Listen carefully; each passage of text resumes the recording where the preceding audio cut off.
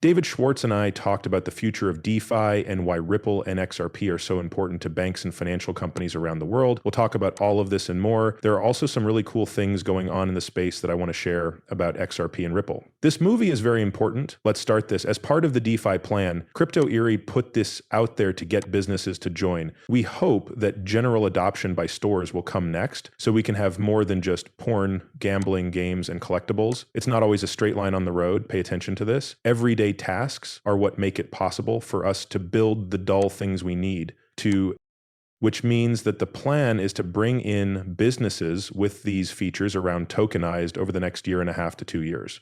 That's why they're going to do it. A lot of them will have big ideas. A few of them will see this and become interested in blockchains because they know it will change the way money is handled. However, a lot of them will come here because it's cheaper, faster, and works on weekends. These are all small benefits that make it better, right? You don't have to believe me when I say it's going to change the world if I tell you it's better. Then, hopefully, in 1.5 to 2 years, we'll be able to really turn that corner and get a lot of stores to use it, since it will have more than just porn, gambling, games, and collectibles. Not that those things aren't true. Nice. They are great. I get it. The way to your destination isn't always a straight line, right? Like how the internet grew on, well, porn and gaming were big parts of its growth, but now we use it for everything. That's why the road isn't always a straight line. I don't think it's that indirect, but I do think that we'll need boring corporate adoption if we want retail adoption. What are some other ways we can get retail interested besides gambling, porn, games? I don't know. It will be interesting to see how this all turns out. I do think that people who hold XRP or other assets that are bullish on this business in the long term know that institutions need this technology. Even if consumers don't use it, they have to get it right. For years, banks that were already in the business fought against the cannabis industry because it was going to change what they did. Institutions now know that they can save a huge amount of money every year and give their customers more value. Yes, that's exactly where this is going. A lot of people in the cryptocurrency world have been talking about this big agreement about Ripple for the past few days. This morning, we agreed to work together with the BDACs to increase the number of institutions in South Korea that hold crypto. This is important because it keeps crypto safe for institutions. Imagine that this technology has to be used by all banks and other business institutions, and Ripple and Medico are two of the best tools in the world right now for all of these things: cross-border payments, digital currencies issued by central banks, tokenization, and the storage of crypto assets by institutions. This is where all the money is. And it's really important to build the on and off ramps and have all the tech that banks want, right? When Ripple meets with these central banks, banking institutions, regular banks, or whoever it is, right? They have made a list of things they want to do. Each bank, things will be different every time. Most of these needs are thought to be the same, though, and these technologies can be changed to fit the needs of that bank in that country at that time. This is the key to opening it all. The vision of never selling our XRP loans is written there. This video is really great.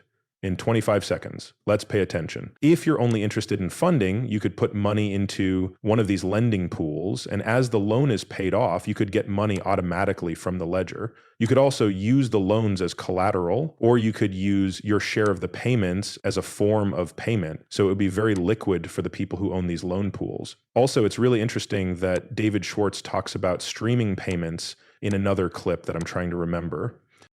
Sending $1 billion all at once might not always be the best way to get that money where it needs to go. Because of this, if you can stream money or loans to anywhere up to a certain point, you can find other ways for that value to get where it needs to go. If you can stream those payments that way, you can sometimes get more information about what you're going to be paying for them. I just believed that was one of a kind about this.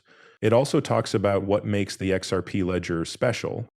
One of the AMMs is that it has a trade engine built in. Let's hear this out. Here are some things that make the XRP ledger stand out. And I believe this was made in 2012, 13 years ago. David Schwartz, Arthur Brito, and Jed McAuliffe had a great understanding of what needed to be done with the XRP ledger.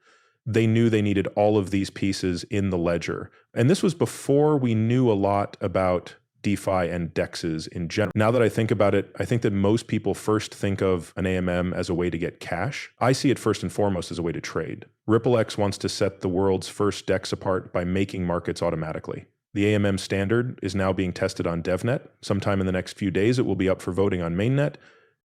But in the end, I see the AMM as a way to trade. It carries out a trading plan for the people who allow the trades to happen. The vast majority of you already know that an AMM holds two assets and trades them with each other. It's also putting a trade plan into action. The trading method makes money when the price of an asset changes, which is also known as volatility. If you want to know what investments have the most volatile prices, cryptocurrencies probably have the most volatile prices of all time, maybe even more volatile than tulips in the 1400S. That instability can actually be used to make a yield. So if you wanted to buy and sell apples and the prices were different in different parts of the world, you could do it and still make money. You would start with a pile of apples and a pile of money, maybe euros or dollars. You would then buy apples, which would make the pile of apples go up and the pile of money go down. When the price was low, you would do that. Then you would sell apples, right, when they were more expensive. For sure, that will make your pile of cash bigger over time. That's the reason. Let's keep going. I want to get to a few other things. So Ripple's business is based on the idea that more people will want to buy XRP, which will cause the price to rise. This says that Ripple Labs' business plan is based on the idea that the price of XRP will go up as more people want to buy it. Don't forget that David Schwartz already said it couldn't be really cheap. Why is this important? Well, if you're making a payment of $1 billion, which happens all the time in today's banking system where $20 trillion is moved around the world every day, sure, if XRP is $1, you'll need 1 billion XRP to make $1 billion payment. That's 1/100th of the total float of the whole economy. Now, it would be a lot easier to make that payment if XRP was $50 or $100. A lot less XRP would be needed. When AMMs, central banks, banks, and other investors stake XRP, they will start keeping it for a long time. This will lower the amount of XRP in circulation and raise the price. That is, you can lower production if you can raise demand. That is going to make the price go up even more. Okay, it says that they need to be there for long-term healthy demand instead of just speculative demand, which is what we're seeing now, right? Do not let anyone trick you. The price of XRP right now is based on guesswork. It's not based on usefulness, which is what we need to talk about next. XRP must be useful to people who own it. In order to be useful, XRP must do two things. One is for safety, and the other is to bridge that exchange. Plus, this site has a lot of other useful hints. It will stay on the screen. Please read all of this while pausing if you want to. You have this too, right? What other companies do you see in the blockchain infrastructure space besides HBAR or Outgrant? With the number of relationships and direct links, it is out of this world. Take a look. Changes at CBDC, let's begin here, as well as the Hong Kong Monetary Authority, the Fubon Bank, and the National Development Bank of Palau. It had to do with the EHKD. It looks like you also have the National Bank of Georgia, the innovation hub of the BIS. You have Colombia's Banco de la Republic. As you might expect, MasterCard has worked with Ripple and other central banks for a long time. The Catriona Banca Carna Sur is another one you have. It's not something I can say. I hacked that up. I am sorry. But you understand what I mean, right? The economies and central banks in these places are pretty small, but it shows the bigger countries that this technology does work. The fact that these countries switch to this new digital form of their currency not only helps the business, it brings people into the economy in ways they never could before, banks and people who don't have banks.